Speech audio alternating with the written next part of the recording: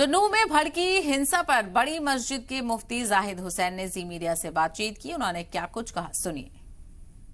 बड़ा दुख हुआ और दुख इस बात का हुआ कि जो हमारी भाईचारे की मिसाल थी मेवात, हमेशा से हिंदू मुस्लिम सिख ईसाई का भाईचारा यहाँ रहा है। एक दूसरे के साथ खाना पीना, लेन देन, मामला, कारोबार सब साथ में शामिल हैं। लेकिन कुछ बाहर के लोग उपद्रव कर रहे हैं। बाहर से लोग इस तरह की वीडियोएं डालते हैं जो एक दूसरे का नौजवानों को इश्तिहाल अंदाजी हो जाती है और किसी अमल का रद्दअमल ज़ाहिर हो जाता है। तो ये उन वीडियोओं का नतीजा है या उन यात्रा निकालने वालों के नारों का नतीजा है जो ऐसी वीडियो डाल दी जो मेवात के में ये बदअमनी फैला दी। बहरहाल जिन लोगों ने बदअमनी फैलाई है इसके ज़िम्मेदार तो वही होंगे, प्रशासन के सामने हैं। मैं हमेशा प्रशासन के साथ साथ इलाके की भाईचारगी के लिए और इलाके में अमन और शांति कायम करने के लिए हमेशा मैं साथ में रहा हूं। कल इत्तेफाक की बात थी कि मैं 2 दिन पहले से दिल्ली में था, कल शाम में यहाँ पहुँचा।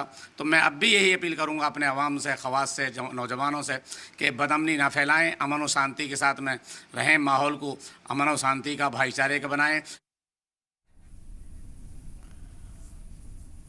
और गुरुग्राम में शिद्दत पसंदों ने एक मजहबी मकाम को भी निशाना बनाया और आगजनी की। हमारे नुमाइंदे नीरज गौड़ ने यहाँ के हालात का जायजा लिया।